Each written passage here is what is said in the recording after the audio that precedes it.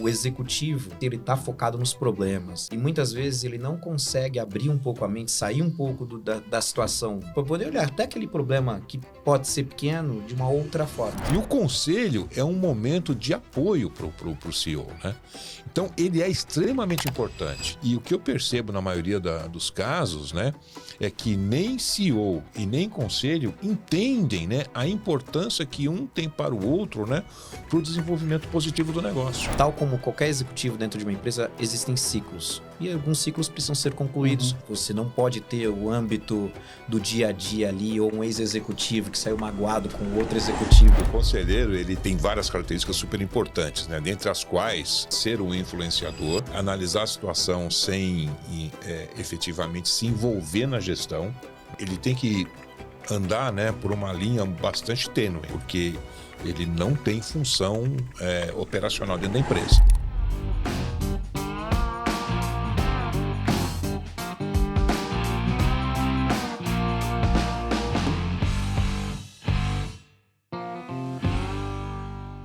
Se eu fosse te dar um conselho, é para você não perder esse episódio. É um assunto que está super em alta quando a gente fala de conselhos consultivos ou de administração, especialmente também em bancos e fintechs. Hoje, se você for olhar no LinkedIn, você vê esse assunto florescendo, falando sobre informações, discussões sobre decisões que determinados conselhos tomam ou não. E é uma parte da empresa que aparece nos momentos que as coisas estão dando certo, mas também nos momentos de crise. Porque quando você tem algum problema, eles perguntam o que o conselho estava olhando, né? Enfim, existe toda essa questão de cobrança, de responsabilidade também para essa parte dessa camada super importante e estratégica das organizações. E esse é o episódio de hoje. Então vamos bater um papo, vamos olhar por dentro desses conselhos, entender como é isso. Muita gente também vê isso como uma oportunidade de carreira, de transição. E a ideia é a gente fazer esse papo. E aí eu trouxe duas pessoas aqui, especialistas no assunto, para a gente conversar. Primeiro eu queria apresentar o Bruno Moura, ele que já esteve aqui em outros episódios. Na época ele ainda estava na Clave, executivo de mercado, já passou por empresas como a Boa Vista, Quod, Guia Bolso, e está justamente nesse momento de transição para olhar para o conselho de startups de dados, né? Então é um negócio super legal que ele está olhando. E a gente também, para completar a mesa, nós vamos falar hoje com o Dorival Dourado. Ele já foi diretor executivo de tecnologia da Editora Abril, da Serasa, VP da Experian, e também ele foi fundador da Boa Vista SPC. E hoje ele atua em conselhos em empresas como o Banco BMG, Semantics, a Omni e também a TQI. Então a gente vai ter uma diversidade enorme aqui de conhecimento e vivência nessa mesa para a gente entender de fato por dentro do conselho. É um prazer receber vocês aqui hoje, é um prazer, Dorival, é um prazer, Bruno. Obrigado, Gabriel. É um prazer estar aqui do lado do Dorival, um grande mestre e amigo, né? A gente trabalhou junto ali na época da Boa Vista. E desde então a gente conseguiu trilhar aí um bom caminho juntos aí, principalmente dele me aconselhando, me ajudando, e eu espero poder contribuir aí com a discussão hoje. Boa. Gabriel, obrigado pela oportunidade. Bruninho, bom te ver novamente. E parabéns, né, pela iniciativa de discutir um tema tão relevante aí e importante, né, no desenvolvimento das empresas, independente do tamanho que elas possam ter. Boa, e eu espero que esse episódio ajude muito dessas pessoas, porque empresas do tamanho da nossa, eu nem sou fintech nem nada, mas você fica assim, bom, tá na hora de eu montar um conselho, não tá? E a gente vê que não é simples, com quem eu procuro, como que eu faço uma oferta? Tem muita coisa envolvida nisso e eu acho que é legal a gente aproveitar esse papo aqui, com certeza vai ajudar muita gente. Eu queria começar aqui, Dorival, perguntando o seguinte, já teve aqui em outros podcasts, etc., você descreveu sua trajetória profissional, um terceiro ciclo, né? Ciclos profissionais que foram te levando a essa posição. Queria que você pudesse contar um pouco desse background, como é que você enxergou a sua carreira até fazer esse momento que você está olhando como conselheiro aí, e já não sei quantos anos você está participando como conselheiro. Bom, Gabriel, eu sempre falo, né, que eu estou no meu terceiro ciclo profissional. O primeiro deles foi passado numa empresa de mídia, 22 anos, né? E eu sempre falo que eu tive muita sorte, né, na minha jornada, porque cruzei com pessoas super importantes, né, que me ajudaram na formação da minha capacitação profissional e também pessoal. Então, a Editora Abril é uma empresa maravilhosa, muito conhecimento, projetos de inovação no século passado, né, que realmente mudaram um pouco a direção, né, da indústria de tecnologia e de informação no Brasil. Depois fiz uma transição de carreira, né? Fui para a área financeira. E isso é o primeiro passo que todo mundo fala. Você é louco, larga um emprego de diretor executivo numa empresa top 5 global e pede demissão. É o que eu sempre falo, né? A nossa carreira depende da gente, né? Então a gente tem que conduzir a nossa carreira. E eu senti que naquele momento precisava reciclar, ir para uma indústria nova, expandir meu conhecimento, novos aprendizados, né? E mergulhei de cabeça no projeto da Serasa na época, uma empresa de referência global, né? Naquele momento, tive uma carreira também muito bacana, me abriu as portas para uma série de novas iniciativas. Tive a oportunidade de virar executivo global, né? Bastante desafiador do ponto de vista profissional e pessoal, né? Muito aprendizado também, muita pancada também, porque normalmente as pessoas só contam as histórias boas, né? Eu tenho também algumas histórias complexas e tristes, né? E aí acabei, né, tomando a iniciativa aí de me juntar a um grupo de investidores, né, e fundar a Boa Vista, né? Havia muita possibilidade de desenvolvimento no mercado de biro de crédito naquele momento, né? A Serasa era hegemônica, né, com 85% de market share, e a gente achou uma oportunidade aí de criar um concorrente, né? E foi um projeto super bacana também. Finalizado o meu ciclo, né, a gente tem que se reinventar, né? Eu falei, o que eu vou fazer de diferente? Sempre gostei de empreendedorismo e inovação, então mergulhei no ecossistema de empreendedorismo e inovação, fiz muitas coisas, virei investidor anjo, mentor, ajudei grandes organizações a montar seus programas, né, de corporate venture, e também comecei a carreira de conselheiro. E comecei, né, com o meu brinco, né, do terceiro subsolo, né, trabalhando de graça, aprendendo, né, escutando bastante, estudando, né, e ao longo do tempo as oportunidades foram surgindo. Hoje eu estou em 4 conselhos, né, e com um aprendizado também muito grande. E com um nível de dedicação também, viu, Gabriel? Porque não é só flores, não, né? Você tem muita transpiração. Boa, a gente estava conversando nos bastidores aqui, eu falei, a carreira dos sonhos, né? Você entra, porque se você for pegar o que o pessoal no senso comum fala, você entra lá, dá algumas orientações, o compromisso com a execução, você não está atrelado a ele, mas não é bem assim, né? Tem muita coisa envolvida. Enfim, vamos poder abordar todos esses pontos aqui hoje. É o que eu falo também de founder, né? Tem coisas que as pessoas acham muito glamourosas, né? Então hoje, né, é bonito você falar que é founder, né? Então você vai na festinha da família no final de semana, né? Fala para sua avó, não, eu sou founder, né? Todo mundo fala, olha, que bacana, né? E também conselheiro também acabou virando um termo também que todo mundo acha charmoso, bacana, né? Agora tem muita coisa por trás dessa palavra, né? É bom. E legal que eu vou aproveitar esse gancho, Bruno. O que te atraiu nisso e como é que está esse momento seu de carreira, né? O que te fez olhar para esse mercado também, que, enfim, como a gente falou, também tá em alta, né? Bom, eu comecei minha carreira na Equifax, na primeira versão da Equifax aqui no Brasil, quando ela era uma empresa independente, né? E passei pela fusão com a Boa Vista, foi aí que eu conheci o Dorival, e passei aí mais de 10 anos sendo executivo comercial dentro da empresa, evoluindo, né? Crescendo bastante como time, como pessoa, conhecendo pessoas maravilhosas. E eu tomei uma decisão, né, na minha carreira, que era poder partir para um lado um pouco mais de inovação. A Boa Vista, naquela época, já no final de 2018, 2019, estava muito focada já em se programar para um IPO. E o projeto de crescimento, para mim, não era o que me faria brilhar o olho. Eu fui para a COD, que eu falei que eu fui diminuindo o tamanho das empresas, né? Então, fui de uma empresa de uma estrutura de mais de 1.000 pessoas, de quase 1.000 pessoas ali na época da Boa Vista, para uma estrutura de 60 pessoas dentro da COD quando eu entrei, né? Para poder criar um novo birô de crédito no Brasil. E aí você começa a ampliar seus horizontes.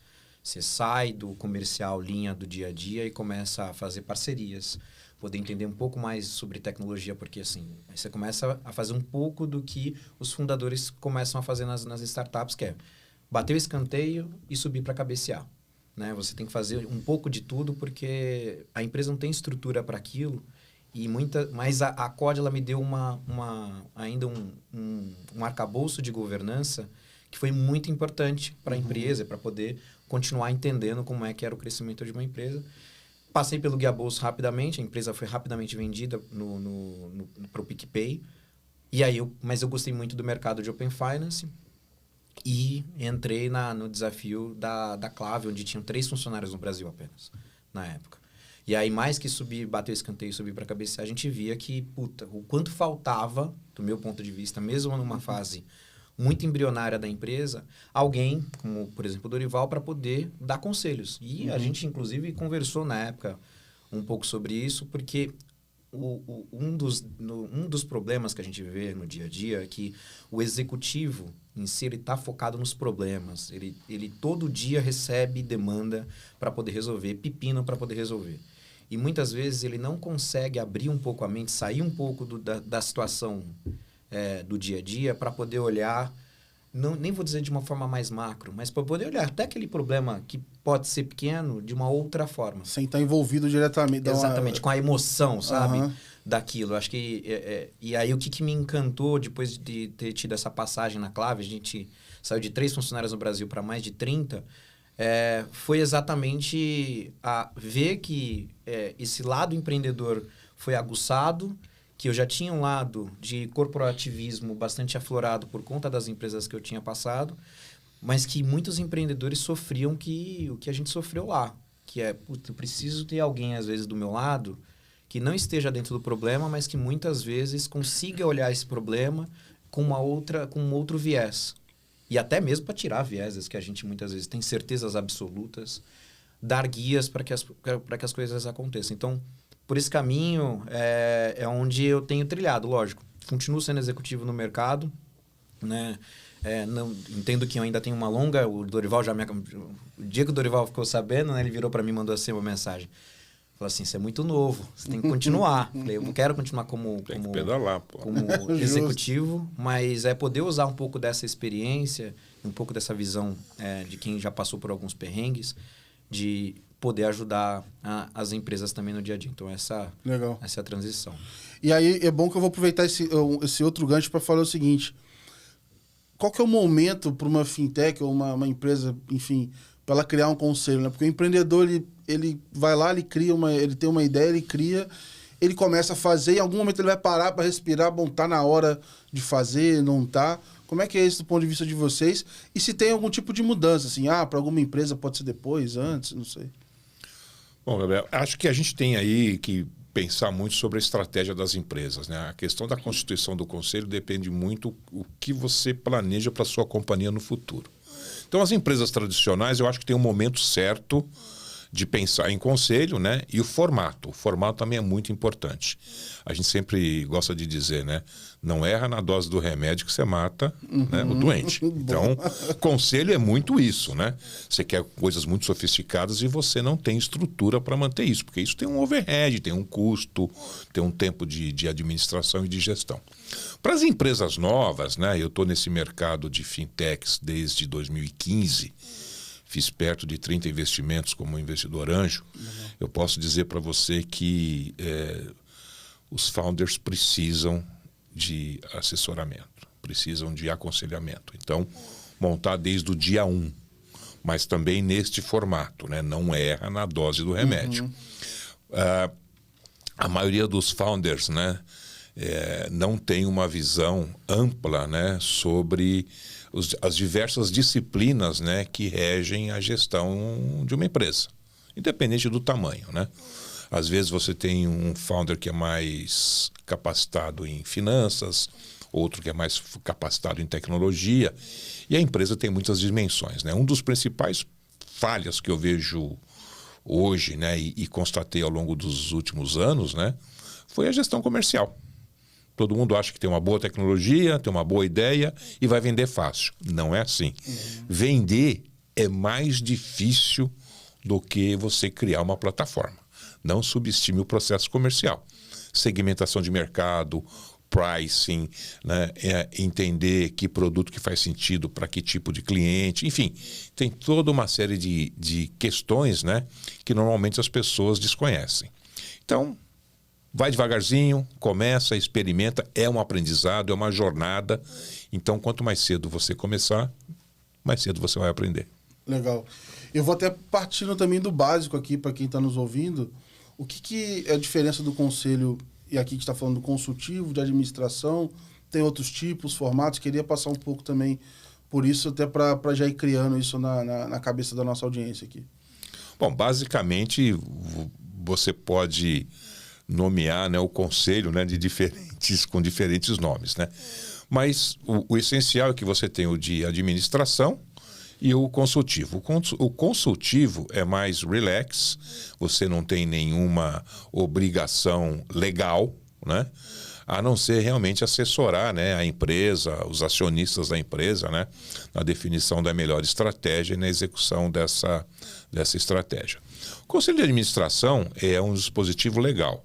Então, esse é o primeiro ponto, né, que eu falo muito para as pessoas que me procuram. Quero ser conselheiro. Você quer conselho de administração? Você sabe que como conselho de administração você tem obrigações, né? Como você fosse um estatutário. Uhum. Poxa, eu não sabia. É verdade. Então o conselho de administração tem uma formatação legal. Em função de uma série de questões, né, você precisa cumprir também aspectos regulatórios, não só no ritual de gestão do Conselho de Administração, como também, né, no perfil e na capacitação dos seus conselheiros. Então, sobre essa ótica, né, o Conselho de Administração ele traz um formalismo, traz um custo adicional e uma obrigatoriedade bastante forte, mas ele é uma uma alavanca extremamente importante quando você tem planos ambiciosos para o futuro. Né? Você quer atrair investimento, você quer entrar no mercado de capitais, né? Você quer mostrar para o mercado que você tem uma governança forte. Então, os benefícios são muitos, né? Mas as obrigações também, né? Uhum. Eu fico com uma dúvida, assim, e aí acho que você pode ajudar nisso também, Bruno, é o seguinte: a empresa vai mudando, né, de necessidade ao longo da vida dela, né? E aí eu imagino que é o mesmo conselho que vai me levar de 1 para 10, de 0 para 1, de 10 para 100? Ou como que isso talvez essa dança das cadeiras também vai acontecendo para você atender o diferente formato da empresa, o tempo? Eu entendo que até pelo ciclo dos executivos isso também muda, né? Porque você começa a estar tanto dentro da operação da empresa que em algum momento é necessário que algumas cadeiras sejam alteradas ali dentro do conselho. Acho que o Dorival falou é muito sábio com relação à dose certa para a situação correta, né? Por que eu falo isso? Porque muitas vezes você pode começar um conselho com 2 pessoas, 2 amigos, 2 pessoas pro bono, não precisa ter custo, mas 2 pessoas que conheçam o mercado, que te deem uma visão um pouco mais ampla em situações onde você principalmente tem alguns gaps, né? Só que aí você vai crescendo esse conselho ao longo do tempo, colocando pessoas estrategicamente ali dentro, pessoas que vão te ajudar a ter uma visão mais corporativa, que vai sair do lado prático do dia a dia da fintech ali e crescer. Então, eu entendo que, tal como qualquer executivo dentro de uma empresa, existem ciclos. E alguns ciclos precisam ser concluídos. Também é importante entender se, poxa, aquele conselheiro que já está aqui há 10 anos, por exemplo, se ele continua contribuindo. Acho que a avaliação ela tem que ser mútua, né? Tanto o conselheiro avaliar se a empresa se ele ainda consegue agregar para a empresa, porque, acho que às vezes isso faz a diferença. Às vezes você já não está mais motivado. Ou talvez você já está com tantos vieses que você não quer mais aquilo. E o contrário, né? O fundador da empresa, o conselho de administração em opções maiores, até avaliar se faz sentido aquela pessoa permanecer dentro do conselho. Então, acho que não tem resposta certa. A resposta sempre vai ser a avaliação conjunta dos fatos e do momento da empresa. Posso colocar um pitaco nessa conversa? Porque essa é uma discussão que a gente tem hoje dentro dos conselhos, né? É bastante relevante. A gente tem programas, né, contínuos de avaliação e nível de contribuição, não só do modelo do conselho, como também dos conselheiros, né? O conselho, né, precisa ser extremamente profissional, né? E independente dele ser de administração ou consultivo, né, o gestor, o presidente do conselho, né, precisa ter em mente, né, o que ele precisa realmente para desenvolver o negócio dele, para desenvolver a empresa, né? E tentar atrair os melhores profissionais com experiência, né, para essas posições. Então, eu tenho um desafio tecnológico, eu tenho um desafio de cyber. Eu vou tentar compor meu conselho com pessoas, né, que tenham essas características que possam me ajudar na administração da tecnologia, da área comercial, de aspectos legais, se for o caso, ou aspectos regulatórios, ou em vendas digitais, por exemplo, que hoje é um grande desafio que as empresas têm. Então, a composição do conselho ela tem que ser extremamente profissional, as pessoas têm que ser cobradas, né, por contribuição efetiva, né? E normalmente você monta um conselho baseado nas especialidades que estão faltando, né, no seu skill ou no seu grupo de gestão.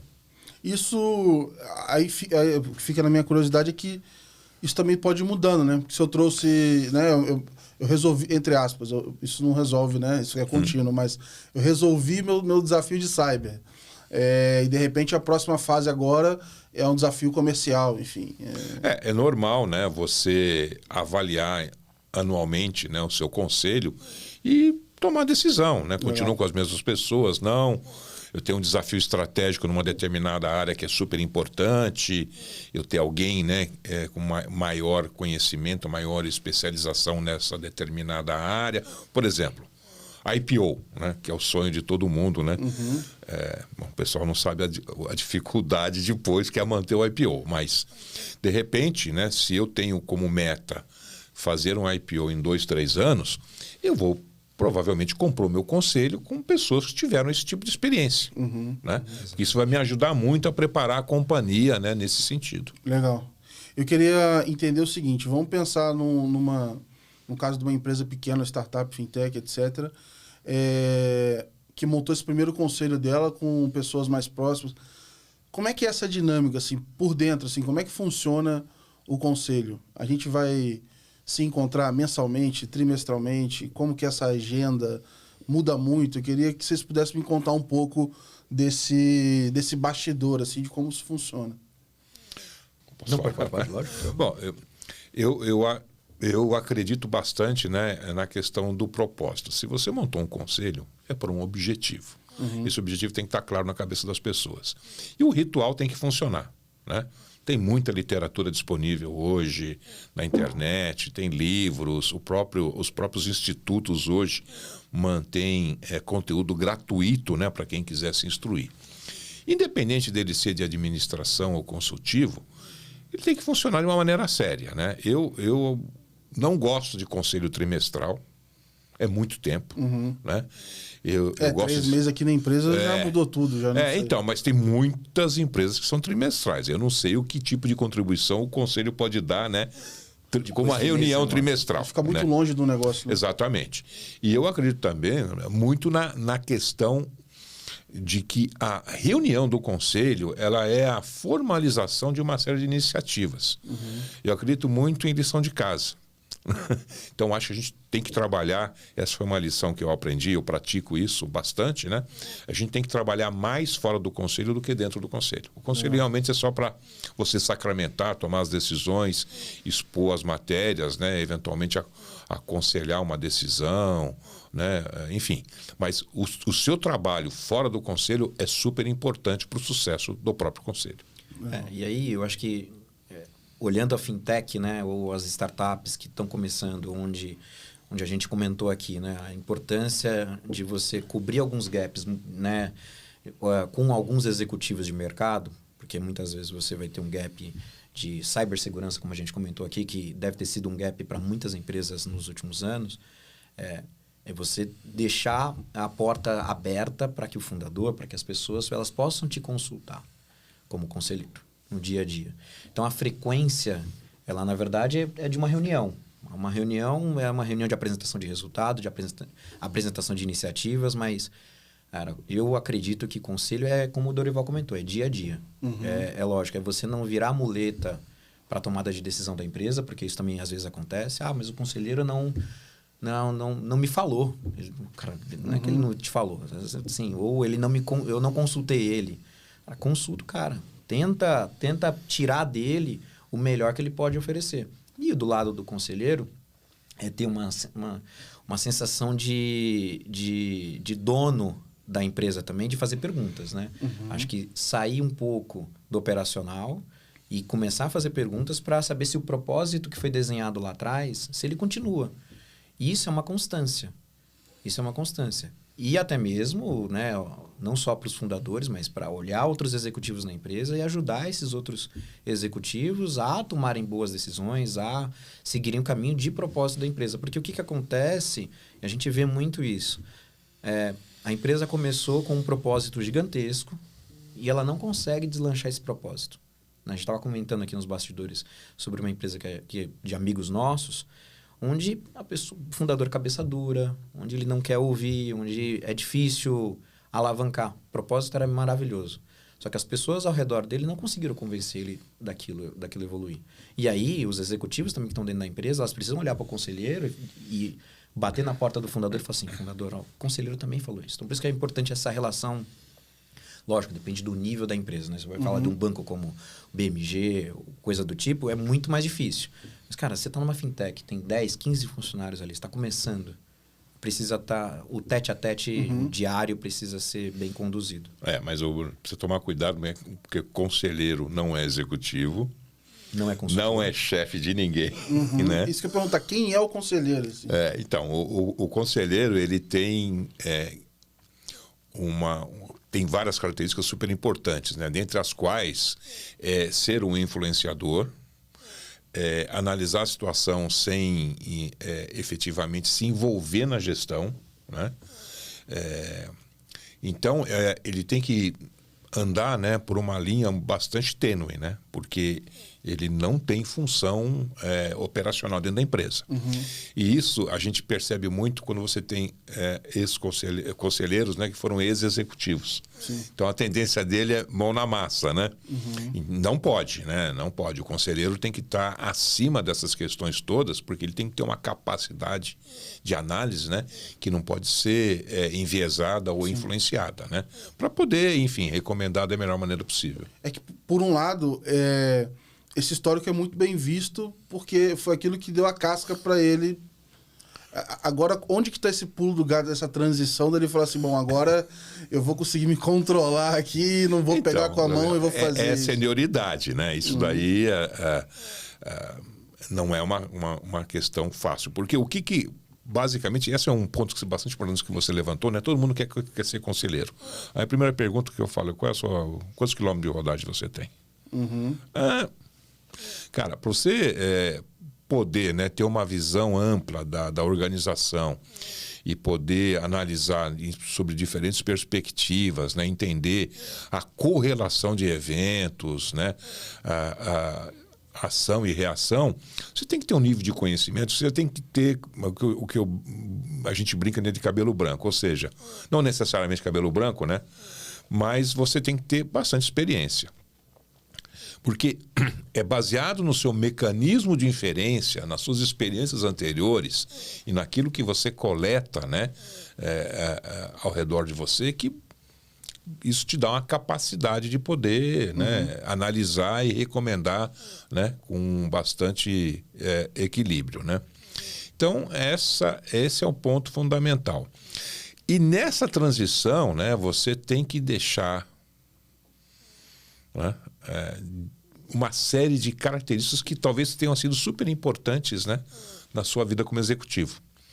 Então, você tem que entender que você está ali para garantir a perenidade da empresa e o interesse dos acionistas. Em cima disso, você tem que tomar a melhor decisão. Para tomar a melhor decisão, você tem que montar um melhor quadro de informações, né, o melhor dashboard que você puder. E, principalmente, saber aonde está a informação. E tem uma característica que poucos conselheiros têm, né, que é ler nas entrelinhas, né? Isso também, se você for extremamente cartesiano, você perde um pouco dessa sensibilidade. E essa transição, ela não acontece do dia para a noite, né? É um processo de aprendizado, ela é uma jornada. Por isso que o conselheiro, né, como dizem, né, é como o vinho, né? Conforme vai passando o tempo, ele vai ficando melhor. Desde que ele tenha boas experiências, né? E que seja, né, um conselheiro que eu chamo, né, um conselheiro ativo, né, positivo. Ou seja, eu, como fui vítima de conselho muitos anos, né? Eu vi aqueles medalhões, né? Me darem conselhos que não serviam para porcaria nenhuma. Eu tava com isso na cabeça para entender o seguinte. Se esse conselheiro ele tá muito distante, a experiência dele ou algo do tipo, do que foi a minha realidade, onde eu tô agora. Porque eu fico pensando o seguinte. Você falou o negócio do remédio ali, isso eu achei muito legal. Falou assim, olha, eu não vou trazer um conselho gigante, beleza. Mas não quer dizer que se eu pegar as mesmas pessoas que são conselheiras de uma empresa que é 10 vezes maior que a minha no meu setor, Vai funcionar. Que ele vai me ajudar e vai funcionar, né? Dose do remédio, Gabriel, sempre, né? Ou seja, né? Acho que durante muitos anos, né? E ainda tem, a gente vê vários conselheiros no mercado, né? Que não tem humildade. Porque conselheiro também aprende. A gente não tem 100% das respostas. Você tem que aprender. Por isso que eu falei que tem muita transpiração. Você tem que estudar. Você tem que ir atrás da informação. Você tem que fazer benchmark. Você tem que... Tem rede de contatos, né? Rede de contatos. Você tem que se atualizar academicamente. Eu sou conselheiro, não preciso fazer mais nada. Não, eu faço 1, 2, 3 cursos por ano. Semana passada mesmo a gente se encontrou no evento, né? Legal. Então, é muito essa questão, né, de você... Não precisa ser um especialista no modelo de negócio da indústria que você está apoiando. Mas você tem que ter uma capacidade analítica, né, que te permite aconselhar perante situações similares, né? Então, concorrência, regulação, planejamento estratégico, risco de sucessão, enfim, são vários assuntos, né, que você pode opinar independente da indústria. Agora, existem aqueles conselheiros especialistas, né? Então, por exemplo, comitê de auditoria exige que você, né, pela regulação de empresas de capital aberto e empresas reguladas, exige que você tenha pelo menos um conselheiro chamado especialista. Alguém que seja, por exemplo, contador de formação, né, que tenha exercido cargos, né, de diretoria financeira, de controladoria, etc. Então, você tem algumas posições que são extremamente técnicas e específicas, né? E as outras que são mais abrangentes, né? Mais lato sensu, como a gente chama. Antes da gente entrar aqui nesse mundo... E mais um detalhe, né? O conselheiro tem que ser humilde, tá? Que é o que menos tem, tá? Eu acho que essa é a parte... É a mosca branca aí. Porque às vezes ele pensa que... E aí eu já passei pelo outro lado, né? O outro lado é você ouvir... como executivo, o cara que tá lá no dia a dia, coisas que você fala, cara, mas acho que você não tá entendendo o problema que eu tenho. Porque o problema, às vezes, ele é, sabe, acadêmico, simplista. Não, ó, li aqui no ChatGPT, meu conselheiro ChatGPT, que essa aqui é a melhor forma de você ir para o mercado. Mas, cara, não, às vezes não. Porque existem outras coisas que você precisa levar em consideração e que é isso que a gente busca muitas vezes no conselho. Porque, né, às vezes a gente estuda de um jeito e aí a experiência, o dia a dia, coisas que você já passou boas e ruins é que vai fazer esse negócio é diferente. Só que o conselheiro tem que ser humilde e inclusive ouvir o outro conselheiro do lado e falar, cara, acho que esse cara tem razão. Sim, legal. Minha ideia não precisa ser melhor do que as outras.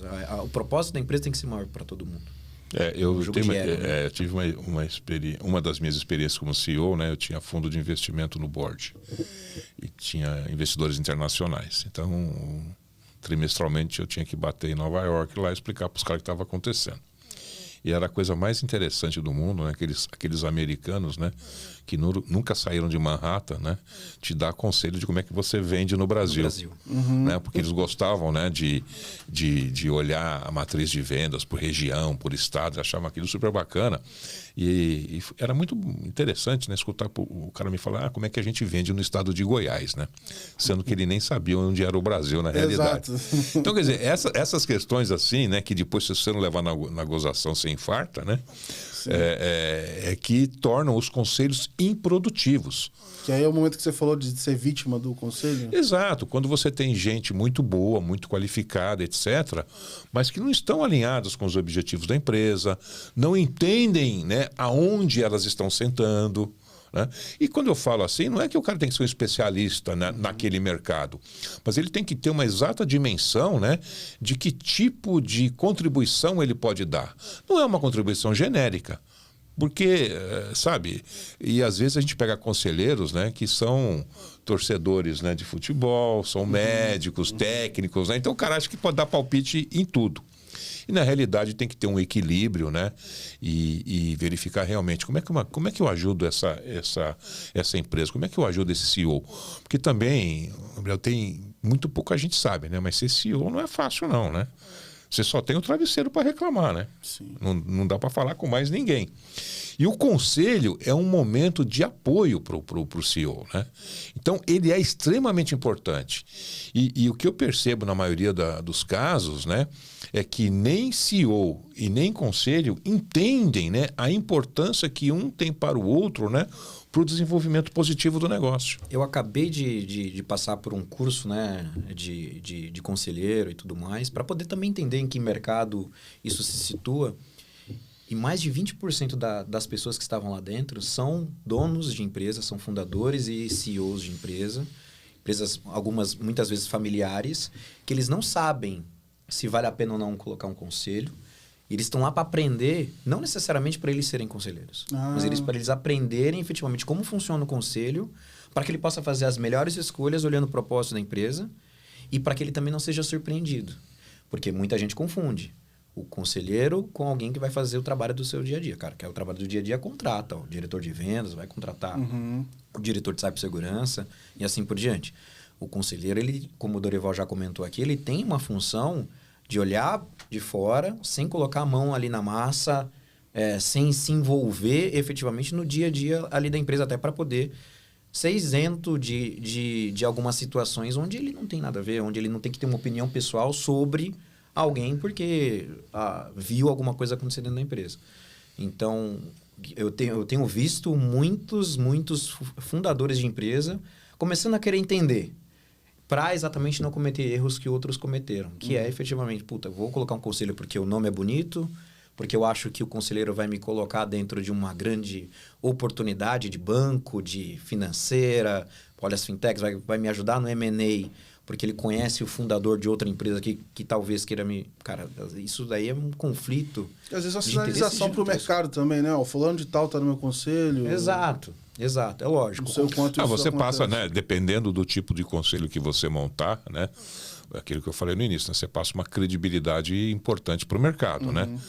O fato de você dar esse passo mostra, né, que você está preocupado em ter uma empresa mais robusta, né, com princípios de governança estabelecidos, né? Isso acaba atraindo, né, muita credibilidade desde que o processo seja bem estruturado. Legal. E como que é atuar no conselho, por exemplo, da BMG, que é altamente regulado também, né? O que muda, assim, como que é um pouco desse dia a dia? O Banco BMG, né, ele tem um modelo de governança bastante robusto, né?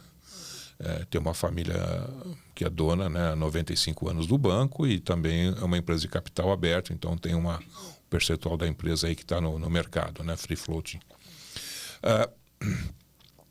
É um banco extremamente tradicional, né? Como eu falei, 95 anos, né? Bastante inovador, né? Vários modelos, né, dentro do setor financeiro foram lançados pelo Banco BMG. Então nós temos um conselho robusto, bastante atuante, com vários especialistas, né? E principalmente, Gabriel, conselheiros independentes, né? Porque a gente não falou nisso, mas esse é outro ponto importante. Né? Quando você monta o conselho, se você só coloca amigos ou pessoas, né, muito ligados para a empresa, né? Não é que esteja errado, mas tá? Tem influência igual você... Exatamente, você sempre tem um né? viés, né? No nosso caso lá, nós temos um número bastante grande de conselheiros independentes e especialistas. Você pode compartilhar, imagino que seja público, o tamanho do conselho? Isso está no site, né? Uma empresa de capital aberto, somos 11 conselheiros.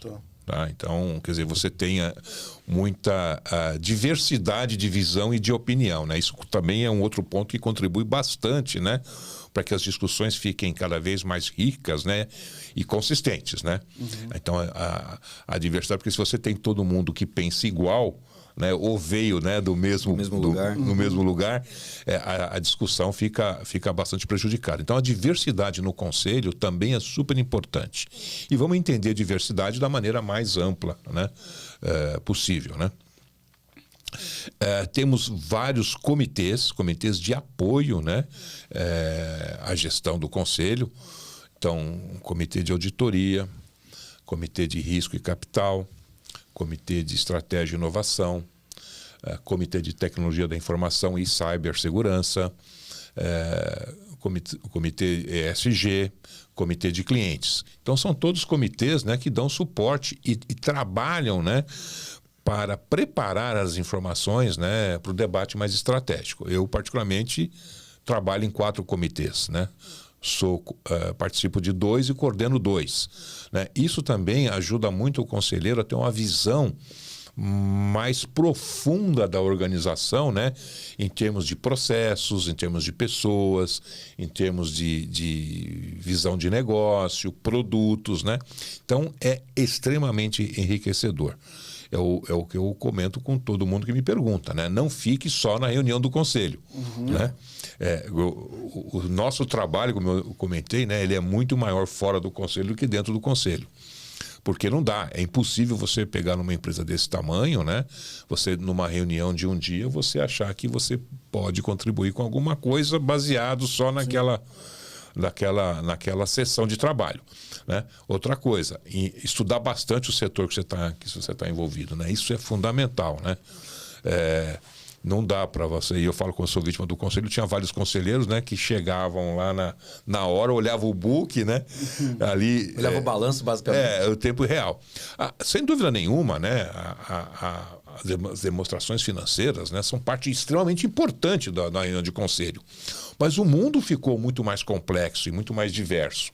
Então, olhar para a inteligência artificial, para a cibersegurança, o impacto que isso tem nos negócios, o risco associado a isso, risco reputacional, sucessão, né? Enfim, são muitos assuntos hoje que contribuem, né, de maneira importante para o sucesso da organização. Não só as demonstrações financeiras, apesar de que elas serem a base de tudo, né? Processos de auditorias, né? Enfim, hoje o mundo, né, ele é muito mais desafiador para as empresas. Como que é a... E aí eu estou perguntando de valores, mas como que o conselheiro é remunerado? Ele é pela quantidade da participação dele, pela senioridade, mas aí você vai avaliar algum desempenho da empresa. Eu queria entender um pouco também desse modelo compensatório aqui, até depois para a gente engatar com o outro lado. Eu como empreendedor, eu na fintech, como é que eu faço uma proposta para alguém virar meu conselheiro? Que é um outro ponto de interrogação. Existem os conselheiros pro bono, né? Principalmente quem está começando aí a carreira de conselheiro, exatamente para poder nos primeiros meses ali também se adaptar à cultura da empresa, a empresa também se adaptar à cultura daquela pessoa, né? Porque ela vai trazer informações de fora, ela vai trazer uma visão de fora. E geralmente esse é o estágio de namoro, né? Digamos assim, em algumas situações. Isso para conselheiros muito, muito recentes, né? E aí você tem os conselheiros mais experientes, como o Dorival aqui, que com certeza tem um método de remuneração que pode ser diverso. Seja uma remuneração ali oficial, né? Dinheiro em caixa, digamos assim, o salário de remuneração de conselheiro, que varia muito conforme a experiência, qual que é o grau de senioridade da pessoa, mas também o tanto de horas que ela se dedica naquele conselho, quanto que a empresa, como tamanho, vai exigir, né, para que o Dorival possa fazer o que ele falou dos trabalhos dos bastidores. Porque não adianta você falar assim, tá bom, eu vou cobrar, sei lá, R$1.000 a hora. Vou trabalhar vou pagar 1 hora por mês? Cara, 1 hora por mês não vai fazer ele analisar ponteiro. Exatamente. Né? Então, existe isso. Existem muitos conselheiros que ganham no valuation da empresa. Então, faz-se uma avaliação de valuation e colocam-se os objetivos ali dentro. Ele tem o stock options ali para poder executar. Né? E, muitas vezes, a avaliação de desempenho daquela pessoa. O quanto efetivamente, depois de ter encontrado ele no conselho, quais as métricas da empresa a gente consegue avaliar como ajuda, né? Seja a métrica de crescimento da empresa, de EBITDA, ou até mesmo as métricas de implantação, como o Dorival comentou, dos grupos de trabalho ali dentro, do que eles precisam executar. Por exemplo, muitas vezes um conselheiro ele está muito focado em ajudar ali, porque é uma deficiência da empresa, aconselhar a área de cibersegurança e tudo mais, e participar dos comitês ali dentro. Então, é uma variedade. Acho que o Dorival pode até falar de outras formas, né? Mas eu acho que essas são as formas mais tradicionais que você tem para poder abocanhar aí um bom conselheiro.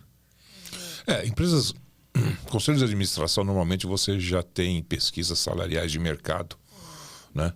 Que é tudo aberto, né? Então você consegue... As empresas de capital aberto, sim, bom, na realidade, você não tem de forma individualizada, né? O que você tem lá, né, é a remuneração dos... Tem uma linha que é o total. Remuneração dos diretores estatutários, né? Ali tem tudo, né? Tem o presidente, o diretor estatutário, tem conselheiro, enfim. É um número fechado que você tem isso nos relatórios das empresas. Mas todas as empresas de search, né, de recursos humanos, aí, de contratação de executivos, né, elas têm aí pesquisas salariais que dão as médias de conselho, né, por porte da empresa. E aí tem algumas variações, se é empresa de capital aberto, não, se é uma empresa regulada ou não. Enfim, você tem mais ou menos isso já definido dentro do mercado, né? E você tem até algumas recomendações, né, de limites, né, com relação a isso. Às vezes tem alguns casos aí que saem na mídia, né, remuneração do conselheiro, aí, pô. Aí ferrou. Mas eu acho que também... os cursos todos. Não, mas eu acho que também tem muito folclore nessa história, né? Isso é uma outra coisa. O pessoal... Depois, eu não sei se a gente vai falar disso, mas, enfim, o cara acha que ser conselheiro, né, vai trabalhar pouco e ganhar muito, né? Mentira, né? Não sei onde o cara escutou isso, né? Então você tem esse aspecto aí, né? E você aprova isso anualmente, etc., né? E as empresas sérias, eu particularmente, né, não acredito em bonificação para conselheiro, né? E nem planos de incentivos de longo prazo. Eu acho que isso daí deturpa o trabalho do conselheiro. Você tem vários casos aí na mídia internacional, né, de grandes corporações americanas, né, que quebraram, né, por interesses conflitantes, né? Então, se você é remunerado pela ação, você não está preocupado em tomar a melhor decisão da empresa, né, para o negócio dela. Você está olhando o preço da ação no mercado, né? E às vezes você pode deixar de tomar as decisões importantes em função disso. Então, eu acho que é complicado, né, você atrelar salário, né, ou qualquer benefício ao conselheiro, né, vinculado a plano de ações. Enfim, acho que isso aí é um problema. Para as empresas, né, que têm conselho consultivo, aí como, né, depende do gosto do freguês, né, como a gente fala, né? Você tem empresas que remuneram super bem, né, porque elas pressupõem, né, o seu nível de dedicação, e você tem empresas que, né, remuneram, né, acha que está te fazendo um favor, né, te pagando hora de consultoria, e não é hora de consultoria, né? Ser conselheiro não é hora de consultoria, mas tem empresas que fazem isso. E eu já vi, né? Eu mesmo já no começo trabalhei muito, né, pro bônus, né? Eu estava muito interessado em ter milhagem, né? Então não estava nem um pouco preocupado com isso, né? Mas eu entendo aí que está se formando, né, nos conselhos consultivos aí uns valores meio médios de mercado, né? Agora, né, quem acha que vai ser CLT, né, que vai ser executivo com salário de conselheiro, esquece, né? Eu queria até entender o seguinte, um pouco mais desse trabalho que a gente falou da parte da investigação ali, desse trabalho complementar, além da própria reunião, que eu acho que para muita gente realmente fica essa imagem de, é uma reunião que eu tenho que fazer por mês, né? Meu trabalho é fazer reunião, ou, enfim, por X tempo. Quais são as decisões que geralmente são tomadas ali e como é que vocês puderem dar algum exemplo também desse trabalho adicional para poder chegar embasado naquela decisão ali, né? Talvez entre uma reunião e outra, enfim, se puder dividir algum exemplo, seria legal também para a nossa audiência. Bom, eu posso falar um pouquinho do que eu faço, né? Que me dá um certo conforto, né? De tomar a decisão e poder recomendar.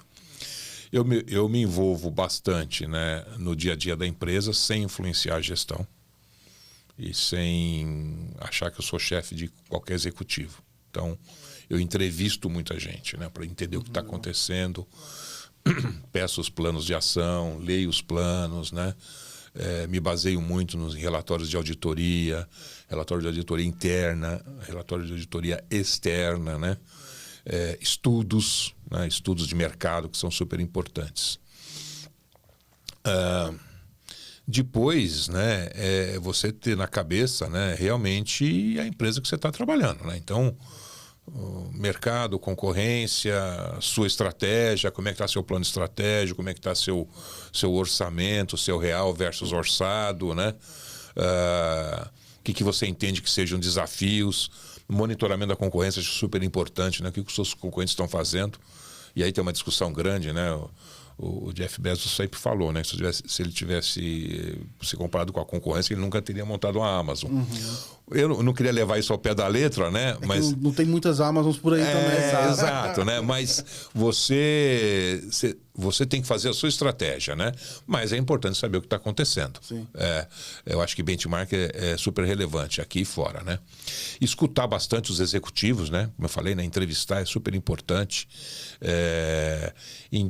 Entrevistar especialistas de mercado, né?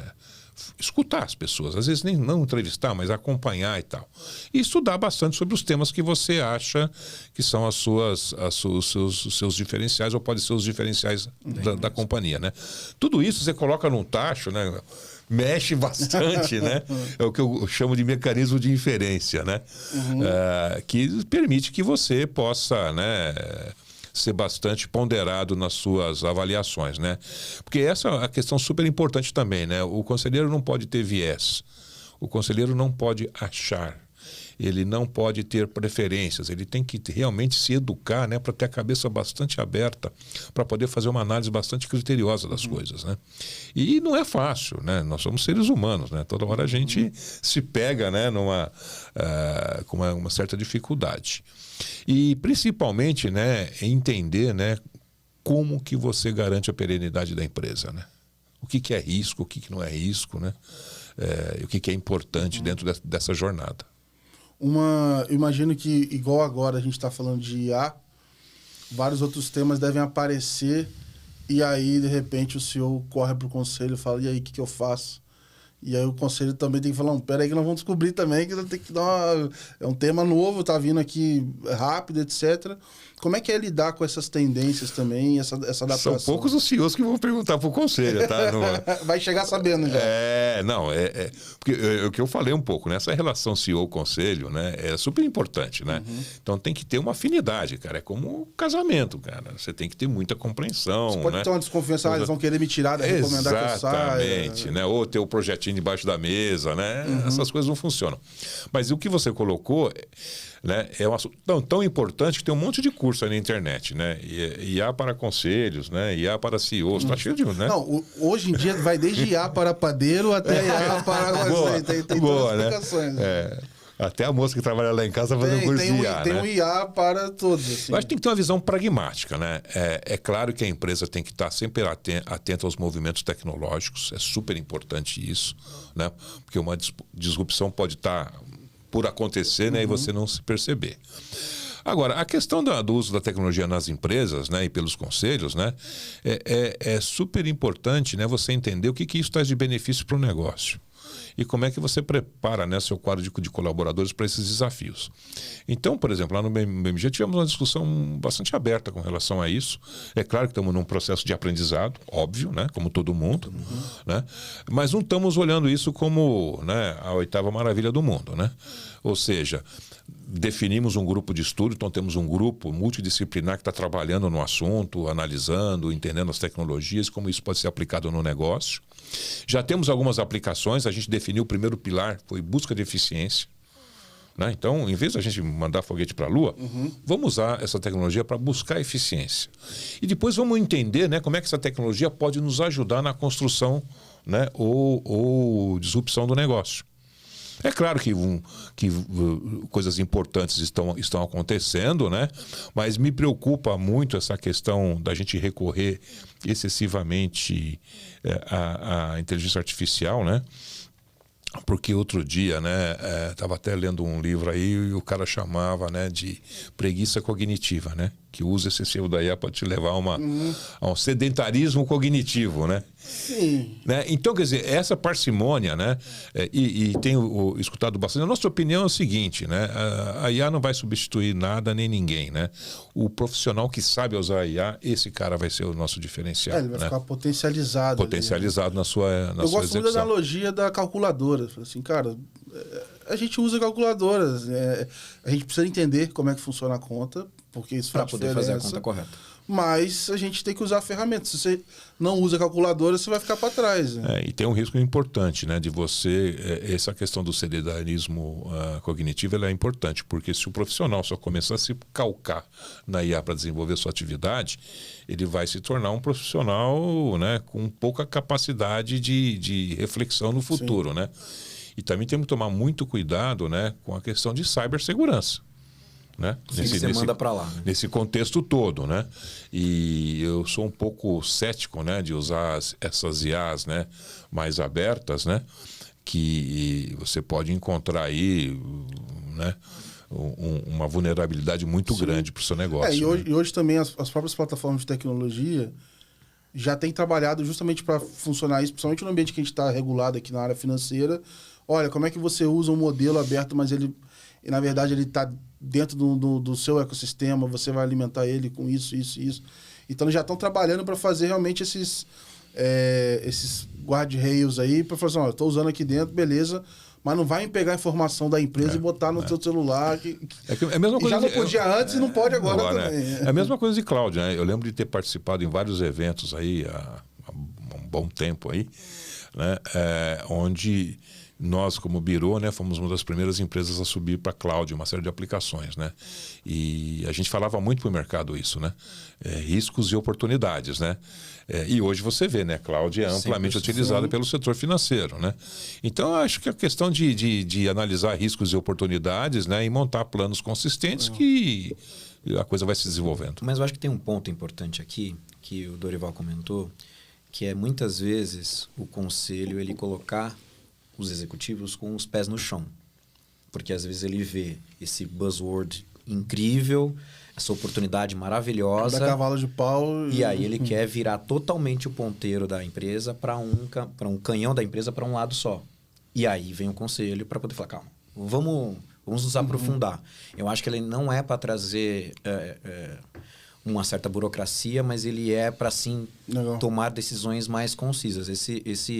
Essa questão é muito vinculada à capacidade também do conselheiro de fazer conexões e correlações com o mercado.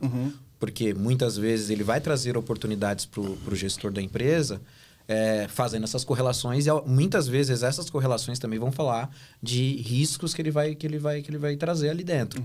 Entendeu? Por exemplo, essa questão. Se você não é muito antenado e a pessoa vai falar, não, vou usar o ChatGPT-5 para poder fazer aqui uma melhoria na empresa e não está antenado com a questão de cibersegurança, se aquele tipo de dado pode ser compartilhado, não pode ser compartilhado, você arranja um problema muito maior do que você deveria ter.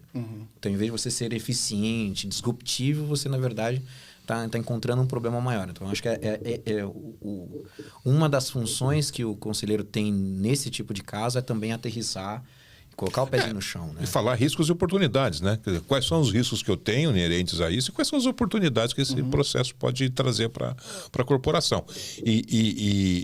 Enfim, orientar e garantir e, enfim, puxar uma discussão profícua com relação a isso, né? Fazer com que a empresa tenha realmente um plano estratégico de uso dessa tecnologia. Essa e qualquer outra, uma outra, né? A gente fala no mundial que está em voga, né? Mas você tem que ter um plano e saber exatamente onde você quer chegar. Discovery faz parte, né? Mas ao longo do processo, né? Vou fazer uma pergunta aqui, vocês vão falar que eu sou maluco. Porque é o seguinte, eu estava pensando aqui. Você tem um trabalho de apoio, de investigação, né? Você tem um esforço entre as reuniões ali. Existem casos onde o conselheiro ele sai da figura individual, ou seja, estou pensando o seguinte, olha, eu sou conselheiro, mas para eu dar conta de fazer a investigação toda que eu preciso, eu tenho assistentes, ou eu tenho, não sei, quem pode me ajudar para eu como conselheiro performar melhor o que eu estou entregando ali. Ou é só a figura da pessoa individual mesmo, não sei se existem casos como esse, assim. Gabriel, essa é uma pergunta, acho que não tem uma resposta única e nem assertiva, né? Sim, né? O conselho pode, em determinadas situações, se valer, né, de uma consultoria, se valer de uma opinião externa especializada, enfim, é muito comum isso, né? quando você precisa trazer mais informação para o ciclo de decisão, você se assessorar com relação a essa questão. Ou às vezes até em questões, né, mais problemáticas, né? Por exemplo, todas as empresas precisam ter, né, seu canal de denúncia. Às vezes surgem denúncias, né, que precisam ser apuradas. Os conselhos têm uma obrigação de apurar determinados níveis de denúncia. É claro que existe um processo que vai filtrando isso, vai checando, mas determinadas situações pode gerar uma investigação. E aí você também precisa se assessorar, né, de empresas especializadas para essa determinada investigação. Então, sim, né, faz parte da vida, né, você buscar a assessoria especializadas para decisões onde você não tem domínio, ou você quer ter uma visão mais isenta, ou quer escutar uma terceira parte. Legal. E, Bruno, por que esse acesso a esse clube aí do conselho é tão difícil? O que você vê nisso e como é que as pessoas estão se preparando aí para entrar nesse mercado? Acho que um ponto principal é aquilo que o Dorival comentou, né? Acho que você precisa ter criado um mínimo de casca e experiência para que você possa exercer a função. Acho que esse é o principal ponto para você poder entrar no clube, né? Para você poder, se vale a pena ou não fazer essa migração de carreira ou até mesmo trabalhar em paralelo. Eu acho que todo conselheiro vai começar a trabalhar em paralelo, né? Ele vai ajudar um negócio paralelo ao que ele já tem de expertise ali dentro. Eu acho que esse é o ponto principal e eu acho que o que está mudando no mercado é exatamente os donos de empresas, os fundadores, os CEOs, eles vão para além do regulatório que exige, mas eles se preocuparem em ser mais bem assessorados, em entenderem melhor o mercado, porque muitas vezes ele está lá no dia a dia, ele não consegue olhar, por exemplo, essas questões de IA, e ser abordado pelo conselheiro com questionamentos razoáveis baseados no propósito da empresa. Então, acho que há uma preocupação do mercado em evoluir com isso, de uma profissionalização também do conselho, porque, como o Dorival comentou, tem que ser independente, principalmente nessas empresas menores, né, onde você não pode ter o âmbito do dia a dia ali, ou um ex-executivo que saiu magoado com outro executivo, que isso acontece pra caramba. Muitas vezes um executivo saiu da empresa, não gostava do fulano da engenharia. E aí ele virou o conselheiro da empresa e ele começa a dar conselhos ou até mesmo fazer questionamentos que não fazem o menor sentido somente para poder ferrar a pessoinha que ferrou com ele a vida inteira ali dentro da empresa. Então, essa questão da independência ela é muito importante. Eu acho que as pessoas estão reparando cada vez mais nisso. Mas é lógico, é necessário com que você tenha não só a experiência, mas estudar. Acho que dedicação ao mercado que você tem pesquisado é bastante importante, né? Acho que se você tem que ser um especialista minimamente naquilo que você for falar. Aconselhar com clareza, com dedicação de tempo em aprender sobre o negócio e aprender sobre aquilo que você vai falar. Porque senão, aí o conselho que a gente dá para todo mundo você não sabe ficar quieto. Né? Então, meu pai fala sempre isso para mim. Fala, Bruno, muito ajuda que não atrapalha. Exato. Porque tem assunto que efetivamente você não vai ter a mínima capacidade de poder discutir. Você tem que ouvir e aprender. Se você quiser se aprofundar, se aprofunde, busque aprofundamento. Mas eu acho que o caminho ele para o futuro, né, das empresas, ele é cada vez mais promissor com relação ao conselho. Eu acho que as empresas cada vez mais vão buscar estruturar conselhos, e pode ser uma palavra bonita hoje, mas efetivamente ter uma base de apoio até psicológica junto ao CEO da empresa para poder apoiá-lo nas decisões. Uma coisa importante também, Gabriel, é o seguinte, né? Além da experiência, né, do conhecimento e da senioridade que você precisa ter, né? Os bons conselheiros são aqueles que têm um bom nível, né, de inteligência emocional. Porque o conselho também é um ambiente de discussão, é um ambiente de debate. Então, se você não tiver uma boa inteligência emocional, né, uma capacidade de influenciação, a coisa pode ficar bastante complexa, né? Então, sabe, boa base de argumentação, paciência, né, capacidade de convencimento, né? Às vezes você pode receber uma resposta enviesada, isso não significa que você tem que reagir negativamente, né? Isso deveria funcionar até para os executivos, né? No dia a dia, então, né? Então, isso é porque no conselho é uma construção de consenso. Né? Ninguém está certo ou ninguém está errado. É uma construção de consenso, né? Dentro de um melhor contexto, né? De como você chega à melhor decisão, à melhor orientação. Às vezes pode ser uma decisão equivocada, né? Ela se mostra equivocada ao longo do tempo. Mas essa questão da inteligência emocional, né? E vou falar uma coisa aqui que muitos conselheiros também vão ficar bravos, né? A questão do ego, né? Todo mundo que vai para conselho, né, carrega um ego monstruoso, né? E a gente tem que falar para os conselheiros deixar o ego em casa, né? Deixar lá ele, né, se alimentando lá em casa, porque senão dificulta muito a discussão, né? Se você parte do pressuposto de que você tem razão e você sabe tudo, né? Que tipo de debate você vai enriquecer, né? Promover, né? Então é difícil, né? Para a gente fechar, e aí até aproveitando esse gancho, vocês têm alguma história que vocês podem contar de decisões que foram super legais ou que de repente não foram tão boas, ou divergências que vocês já viram, algumas histórias que vocês já contaram aí,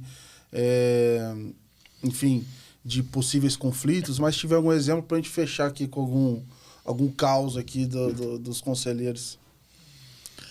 Eu tenho algumas, né? Como vítima, né? Depois como conselheiro, né? Mas vítima eu acho. É ótimo.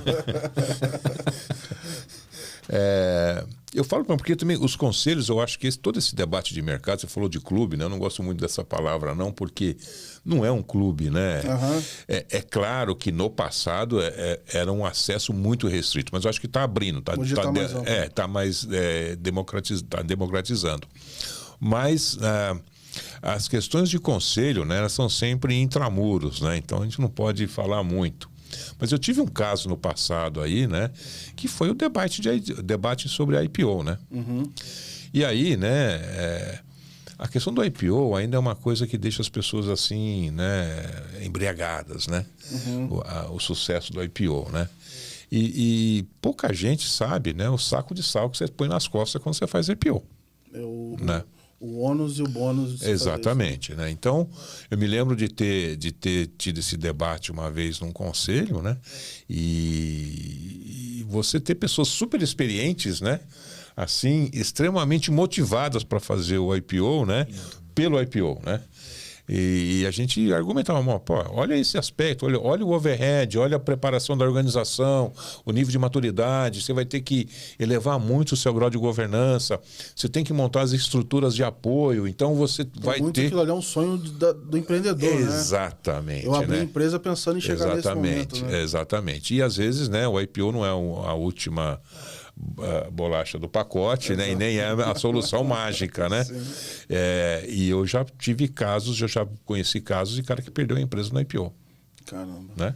Pela sustentabilidade que dá depois do IPO, porque sobe a régua. Você faz IPO sobre a régua. O mercado te vê de maneira diferente, os seus colaboradores te veem de maneira diferente, os stakeholders, de uma forma geral, te veem de maneira diferente. E você tem que pedalar muito mais rápido, né? Você acha que para empresas financeiras o fato de já ser regulada desde cedo não, sem ajuda? Dúvida. Não, muito. Porque aí o IPO é mais um pequeno passo. É claro que tem a complexidade da operação em si, né? Que vai da preparação de alguns processos e até a precificação, né? Porque a precificação de IPO também é uma ciência, né? Tem um ciclo econômico, quando é que você vai fazer isso? Exatamente. Mercado, né? Apetite do mercado. Também, né, independente dos seus números, né, como o mercado também te enxerga, né, ao longo dos anos, né, e como é que enxerga a indústria que você vai estar para o futuro.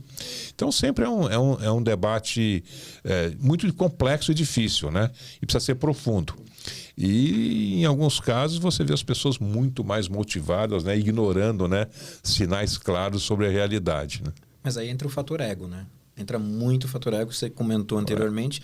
Eu acho que esse é o fator que mais prejudica hoje a visão de conselho dentro das empresas. Seja o ego do próprio fundador da empresa, que, assim, você dá um conselho óbvio para ele, e muitas vezes o óbvio não é tão claro, e muitas vezes vai contra, né, a filosofia dele. E existe o ego do conselheiro de que não quero ouvir, ou participei, aí vem o negócio da recompensa, né? Participei do conselho da empresa e ela abriu a IPO. Poxa, eu tenho agora uma jornada para poder falar em podcast, para poder falar em um monte de lugar e, nossa, isso vai ser ótimo para mim. E aí você esquece do propósito da empresa, você esquece de todo o tempo de preparação para isso. Mas isso não é só para IPO, isso é para rodada de investimento quando a gente fala de fintech. Muitas vezes ele não está preparado para uma rodada tão grande. Eu fiz uma pergunta uma vez para um mentorado que foi assim, falei, você acha que sua empresa está preparada para a próxima rodada? Ele falou assim, mas como assim? Eu tenho que ter dinheiro para a próxima rodada. Eu falei, cara, mas o que você vai apresentar? Você está preparado para mudar? O que você vai fazer na próxima rodada? Não, que eu vou crescer, que eu vou investir em pessoas. Eu falei, tá bom. E as pessoas que estão hoje ali, elas estão preparadas para ter chefe? Porque, né, numa fintech com pouca gente, todo mundo é chefe. Mas ele não é preparado ainda para estar naquele lugar. E quando você aumenta o nível de investimento, você aumenta também o nível de governança. A pessoa está preparada para ter esse nível de governança? Então, o caso que eu tenho mais claro aqui foi esse. O que eu quero, ter dinheiro, quero ter próximo passo, quero ter isso, quero ter aquilo. Só que você não se preparou para aquilo. Você não se preparou efetivamente. E você não está preparado para responder perguntas como vou ter que demitir o cara que me ajudou a montar essa empresa aqui. Mas por quê? Porque ele não está preparado para uma empresa de 150 funcionários, de 200 funcionários. Ele não está vendo ainda depois da curva, né? O que Exatamente. E também, do mesmo jeito que a gente falou assim, que tem muito founder que não é founder. Quer dizer, o cara não tem perfil, ele não tem a pegada de founder. Ele está nesse negócio por consequência. Tem muita startup que não está querendo realmente se consolidar no mercado. Está no negócio de captação. Aí tudo que a gente falou aqui já não se aplica mais, porque... Mas isso é um fato. E você vê empresas grandes que vivem de rodada. Elas não vivem da sustentabilidade dos resultados, elas vivem de rodadas de captação, né? Então, e aí, se você ser conselheiro de empresas desse tipo, né, tem que tomar muito cuidado, estar bastante atento, né? Sim. Para a gente fechar, só queria que vocês deixassem uma mensagem. Aí vocês podem escolher, seja para a pessoa que está como empreendedor montando ou incorporando, melhorando o seu próprio conselho, ou para quem quer migrar para essa carreira, tá nessa transição. Eu queria que vocês deixassem uma mensagem final aí para a gente fechar o nosso episódio. Bom, eu acho que a mensagem é comecem. Acho que comecem, não importa se muito grande, muito pequeno. Acho que a frase do programa aqui, a mais sábia é aplicar a dose correta para a dor do paciente, né? Porque começar faz com que você comece a aumentar, você como fundador de empresa, aumentar um pouco até a tua inteligência emocional, porque você vai ter alguém para poder efetivamente te aconselhar, mostrar o outro lado da moeda, que muitas vezes o dia a dia não te permite. Para quem quer começar esse lado do conselho, acho que o Dorival pode falar melhor, mas eu acho que abandonar efetivamente, naquele momento que você está sendo conselheiro, abandonar o seu lado executor, né? Porque você não vai poder executar, você não deve executar. E se você começar a executar, desconfie daquilo que você está fazendo dentro do conselho, porque alguma coisa tem de errado ali dentro. Acho que esses são os dois pontos que eu mais me agradei aqui do papo que a gente teve. Bom, primeira questão aí com relação a quem quer ser conselheiro, né? Eu acho que a gente está vivendo uma febre, né, como eu falei, né, de que todo mundo quer ser conselheiro, né, e acho que as pessoas têm que botar a mão na cabeça e falar assim, é isso que eu quero mesmo, né? Porque glamour, né, é o que eles escutam falar, na hora lá é bem diferente. Eu tenho o skill set para isso, né? Então acho que fazer essa reflexão é super importante, né? Porque senão vai perder o tempo dele, né? Tentando fazer uma coisa que ele não tem habilidade para fazer, né? Pode aprender? Pode aprender, mas tem certas características, né? Certas competências, né? Que você tem que ter de forma mais pode mais ser assim, eu quero, mas para frente, não é? Exatamente, né? E isso, né? Como eu falei, que ser conselheiro exige que você tenha, né, uma certa experiência, enfim, tenha vivenciado, né? Ter uma experiência profissional de peso, né? É irrelevante. Com relação à formação de conselhos, né? Eu acredito bastante, né, que todas as empresas, independente do seu tamanho, né, possam melhorar o seu modelo de governança, o seu modelo de gestão, se adotarem um modelo certo de conselho, né, para apoiar, né, o desenvolvimento da companhia, né? Não tem dose única, né? Não tem nada que resolva nenhum dos seus problemas, mas é importante aí você entender quais são as suas dificuldades, aonde você quer chegar e a partir daí, né, estruturando um conselho consultivo, etc., ou de administração, dependendo do tamanho, pode ser um bom caminho. Tem que fazer com equilíbrio, parcimônia e, se possível, também usar assessoria especializada, né? Não achar que você pode fazer tudo dentro de casa, né? Nem sempre isso funciona direito. Boa, pessoal, excelente episódio. Obrigado aí pela aula. Tenho certeza que a audiência aprendeu muito aqui também. E muitos vão... Depois vocês vão mandando as mensagens. A partir desse episódio, você montou o teu conselho? O que você mudou aí? Porque tenho certeza que vai ajudar muita gente. Então, de novo, obrigado pela participação, viu? Obrigado a você pela oportunidade. Obrigado, Gabriel. Obrigado, Dorival. Prazer estar com vocês aqui. Boa. E para nossa audiência, pessoal, follow the money. Entre no nosso portal letsmoney.com.br. Lá tem uma matéria deste episódio e de todos os outros que a gente está gravando. Então, se não deu tempo de assistir algum, corre lá, confere a matéria, você consegue compartilhar no grupo do seu trabalho. Mantém você e todo mundo que você está da sua equipe bem informado. Então é isso, acesse lá letsmoney.com.br. A gente se vê no próximo episódio. Grande abraço e valeu. Tchau, tchau.